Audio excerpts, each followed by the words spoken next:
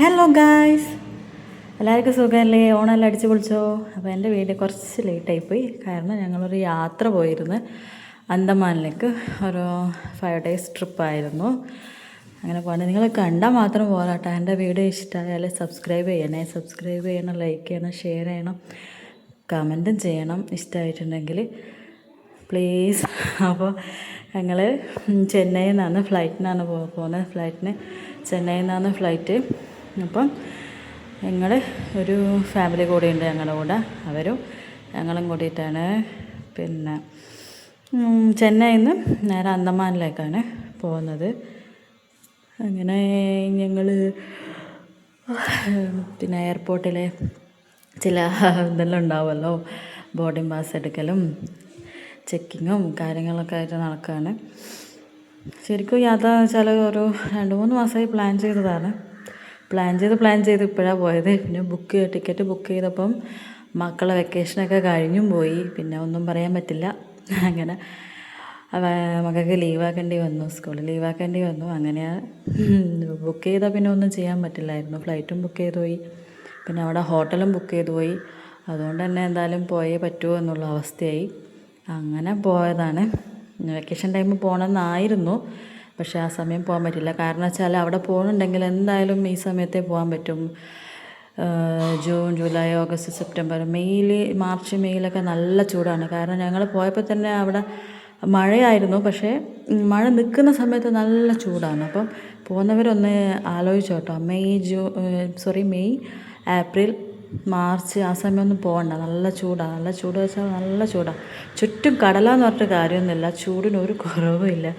എന്താ പറയുക, നമുക്ക് പിന്നെ കുറച്ച് മഴ കിട്ടിയോണ്ട് കുഴപ്പമില്ല. ഇങ്ങനെ ഫ്ലൈറ്റ് കയറി ഒരു വ്ളോഗർ കണ്ടോ, അതൊരു വ്ളോഗറായിരുന്നു. നിങ്ങളൊക്കെ ഹെൽപ്പ് ചെയ്താൽ വേണമെങ്കിൽ എനിക്ക് ഇങ്ങനെയൊക്കെ ക്യാമറയൊക്കെ വാങ്ങി വീഡിയോകൾ എടുക്കാമായിരുന്നു. അതാ ഞാൻ പറഞ്ഞത്, എന്നെ സപ്പോർട്ട് ചെയ്യണം പ്ലീസ്. മാക്സിമം വ്യൂസ് കുറച്ച് കിട്ടുന്നുണ്ട്, പക്ഷേ ആരും ഒന്നും സബ്സ്ക്രൈബ് ഒന്നും ചെയ്യുന്നില്ല.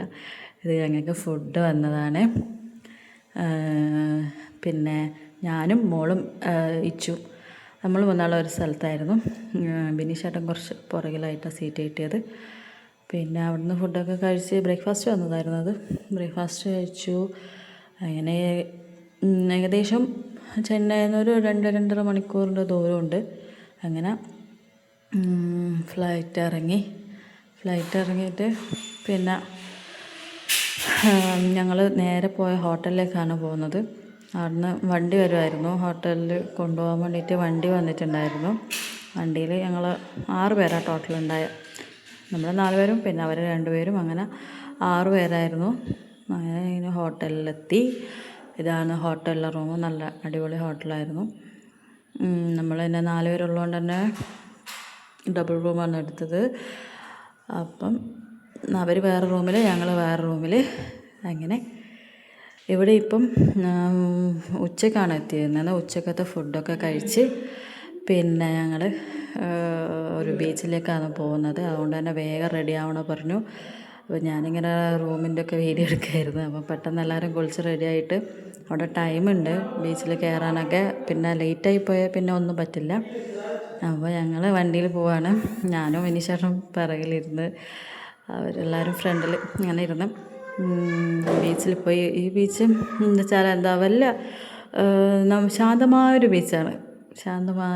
പക്ഷേ ഇവിടെ ബോട്ടിങ്ങാണ് കൂടുതലും എല്ലാവരും ചെയ്യുക. ബോട്ടിങ്ങിന് വേണ്ടിയിട്ടാണ് ആൾക്കാർ വരുന്നത്. അതിന് ടിക്കറ്റ് ഉണ്ട്. 600 രൂപ ഒരാൾക്ക്, പെർ പേഴ്സൺ 600, അല്ലെങ്കിൽ 550, 550 അങ്ങനെയാണ് ടിക്കറ്റ് വരുന്നത്. അപ്പം ഞാനും ബിനീഷേട്ടനും ഇച്ചു ഒരു ബോട്ടിൽ കയറി. നൈസും അവരുടെ കൂടെ വേറൊരു ബോട്ടിൽ കയറി. അങ്ങനെ നമ്മൾ അടുത്തൊരു ദ്വീപ് പോലത്തെ ഒരു സ്ഥലമുണ്ട്, അവിടെ വരെ പോയി. പിന്നെ അവിടെ നിന്ന് നേരെ തിരിച്ചു, അങ്ങോട്ടും ഇങ്ങോട്ടും അത്രയേ ഉള്ളൂ. ജസ്റ്റ് ചെറിയൊരു, പക്ഷേ നമ്മൾ ആദ്യം കരുതി ഇതാണ് ഇതിൻ്റെ മെയിൻ, പക്ഷേ പിന്നെ അങ്ങോട്ട് മൊത്തം ഇതന്നെ ആയിരുന്നു. അതൊക്കെ അടുത്ത വീഡിയോസിൽ വരുന്നുണ്ട്. നിങ്ങൾ മുടങ്ങാതെ തന്നെ വീഡിയോ കണ്ടാൽ പിന്നെ മനസ്സിലാവും. അന്തമാനിൽ പോകാൻ പ്ലാൻ ചെയ്യുന്നവർക്കൊക്കെ മനസ്സിലാവും എങ്ങനെയൊക്കെ എന്തൊക്കെ പഠിക്കാം. പക്ഷേ ഞാൻ വിചാരിക്കുന്നത് വെച്ചാൽ കണ്ണൂർ നമ്മൾ കണ്ണൂരാണല്ലോ. അപ്പോൾ കണ്ണൂരുള്ളവർക്കെല്ലാം ഓൾമോസ്റ്റ് എല്ലാവരും കടലൊക്കെ കണ്ട്. എന്നാലും അന്തമാനിൽ പോയിട്ട് റൈഡ് നമ്മുടെ നാട്ടിൽ എന്തായാലും പറ്റില്ലല്ലോ, കടലിലൂടെയുള്ള റൈഡ്. അതൊക്കെ ഇനി അടുത്ത വീഡിയോസിലൊക്കെ വരുന്നുണ്ട്. നിങ്ങൾ എന്തായാലും കാണണം. ഇതിപ്പോൾ ഞാൻ നല്ല ഹാപ്പി ആയിട്ട് ഇരിക്കുന്നതായിട്ട് ആരും വിചാരിക്കണ്ട. ഇവൻ എന്താ ഇതെന്നറിയോ? ഇവൻ എന്ന് വെച്ചാൽ നമ്മുടെ ബോട്ടിൽ കൂടെ ഉണ്ടായിരുന്നതാ അവൻ നല്ല പോക്കായിരുന്നു പോയത്. നല്ലൊരു റൗണ്ട്സൊക്കെ ഇട്ടാണ് അതിലിടയ്ക്ക് ബോട്ടൊക്കെ ചിരിച്ച് വെച്ചിട്ട് നല്ലോണം ഞാൻ കൂക്കി വിളിച്ചിരുന്നത്. അതിൻ്റെ കൂക്കിയൊക്കെ അവിടെ ഉണ്ട്. അത് കണക്കായിട്ട് വിനിച്ചേട്ടൻ വീഡിയോ എടുക്കുമായിരുന്നു. പിന്നെ നല്ല പേടിയായിരുന്നു. ആ ദിവസമേ പേടിയുണ്ടായിട്ടുള്ളൂ. പിന്നെ ഇതിൽ കുറേ വട്ടം പോയി നമ്മൾ. അപ്പം വലിയ പേടി ഇങ്ങനെ വന്നിട്ടില്ല.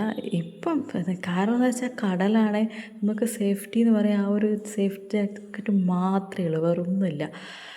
അപ്പം കടലിൽ നടുക്ക് പിന്നെ കുറച്ച് നേരം നിർത്തിയിട്ട് കാണിച്ചത് ആ കാണുന്ന അത് കണ്ടോ, ആ കര വരെയാണ് പോയത്. അപ്പം നല്ല സ്പീഡിലാണ് പോയത്. ആ ചെരിക്കുന്നുണ്ടോ ആ ബോട്ട്, ചെരിക്കുമ്പോഴേക്കും ഇപ്പം താഴെ പോകുന്നു. ഇച്ചുവിനാണെങ്കിൽ ഞാൻ വിചാരിച്ചു അവൻ പേടിച്ച് കയറി. നോക്കുമ്പോൾ അവൻ കയറിയിട്ടൊന്നുമില്ല, ഞാനാണ് നല്ലതായിട്ട് കയറുന്നത്. കാരണം ചിരിച്ചിട്ടൊക്കെ അത് ബോട്ട് നന്നായി ചിരിച്ചു.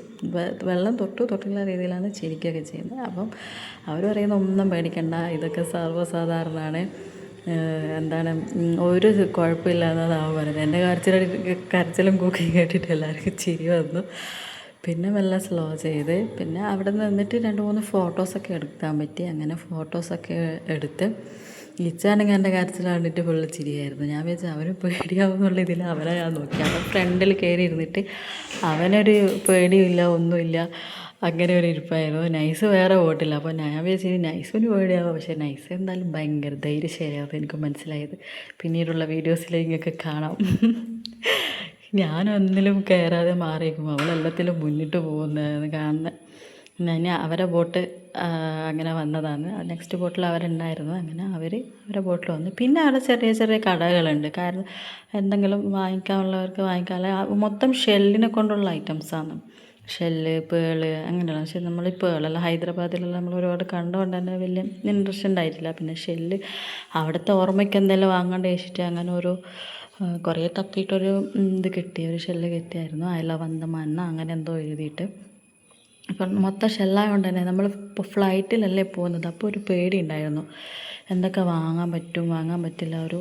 എന്നിട്ട് വാങ്ങിച്ചു. മിക്കവാറും ആൾക്കാർ വാങ്ങുന്നുണ്ട്. ഇതാ പേളിൻ്റെ ബാഗാണ് അത്. പിന്നെ ഇതാ ശംഖ് വാങ്ങിച്ചായിരുന്നു. ശംഖ് വാങ്ങിച്ചു. ഒരു ഷെല്ലിൻ്റെ ഒരു സ്റ്റാൻഡ് അതും വാങ്ങിച്ചായിരുന്നു. പിന്നെ ഇവിടെ മാഗ്നറ്റൊക്കെ വാങ്ങിച്ചായിരുന്നു, ഫ്രിഡ്ജിനൊട്ടിക്കുന്ന മാഗ്നറ്റൊക്കെ വാങ്ങിച്ചായിരുന്നു. ഇങ്ങനെ കുറച്ച് ചെറിയൊരു ഷോപ്പിങ്, കാരണം ഫ്ലൈറ്റല്ലേ. അപ്പം ഇത് വാങ്ങിച്ചായിരുന്നു നമ്മൾ അക്യൂറത്തിലിടാൻ വേണ്ടി. പിന്നെ അവിടുന്ന് നേരെ പോയത് നമ്മളെ കാലാപാനി സിനിമ കണ്ടിട്ടുണ്ടാവുമല്ലോ എല്ലാവരും. കാലാപാനി സിനിമയിലെ ജയിലാണ് കേട്ടോ അത്. നമ്മുടെ ജയിലാണത്. കാലാപാനി സിനിമയിൽ എല്ലാവരും ഓൾമോസ്റ്റ് കണ്ടിട്ടുണ്ടാവും.